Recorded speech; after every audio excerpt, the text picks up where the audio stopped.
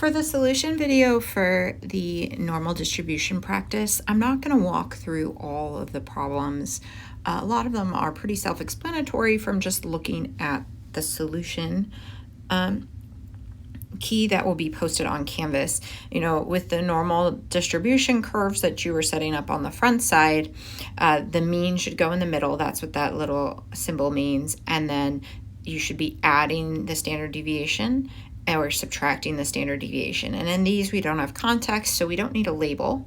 And then you were just basically asked to shade the area you were finding the percent of. And that's, you can sort of see where I shaded here. And they all occur at equal standard deviations away from the mean, which makes it pretty easy to shade in. What I'm going to do is I'm going to sort of walk through what I'd put in the calculator to figure out problems 1 and 2 on the back. And then knowing those, you should be able to do the rest of these. They're sort of the similar thing.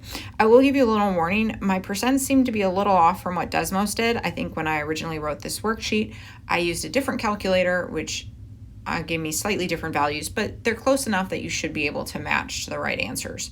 All right, so the first one, we're told that kittens have an average weight of 24.5 ounces with a standard deviation of 5.25. So right there, I'm going to go to Desmos and I'm going to create my normal distribution. So I'm going to go functions and distributions normal. Remember, we put the mean, which is our average here, 24.5. and then the standard deviation 5.25. And if you want to see the curve itself, hit that little magnifying glass and then it zooms in on the curve. And we want to find the cumulative probability. We want to know what percent. So then if we keep reading, we're saying a kitten, is designated as dangerously underweight when at 10 weeks it weighs less than 10 ounces. So what percentage of healthy kittens would be dangerously underweight?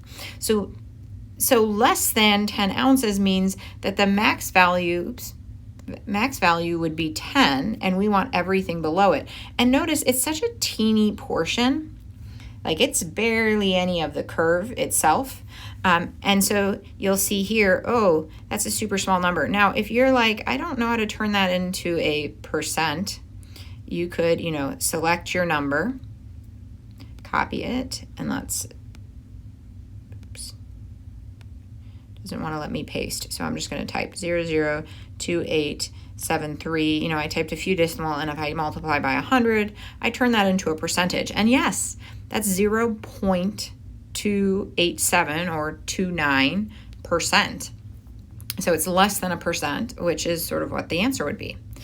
All right, the next one, we are looking at trees, and we are told that the usable amount of lumber harvested averages 172 cubic feet with a standard deviation of 12.4. And so again, I have sort of my normal curve, and I'm going to zoom in so I can see sort of this particular graph. And then I have two different ones. So on the first one, we're saying, what percentage of trees contain more than 150 cubic feet? So in that case, we want everything above 150, which means we're actually going to be setting the min value to 150. And so you'll notice everything's shaded on my graph above that 150 line, and that's 96.19% or 0.2 percent of the trees contain more than 150 cubic feet of usable wood. Now, what percentage of trees contain between 175 and 190? So in this case, I have to set both the min and the max value of 190, and I get 33.111. And here's the first one where my decimal is slightly off from what I wrote over here, which was 33.2, but that's the closest one, so we're going to go with it. I wrote down the Desmos answer instead of the answer, but you can it's the 33% one. And you'll notice that the shaded is between those two values. And basically, you just sort of repeat this process. You want to sort of go through, pick out the mean, pick out the standard deviation, enter them into the calculator, think about, am I doing above a value, am I doing below a value, or am I doing between a value? And then getting my percentages of the population that sort of fit that description. Hopefully this gives you a good idea of how I can use Desmos to help me with these problems. And that's it for this week.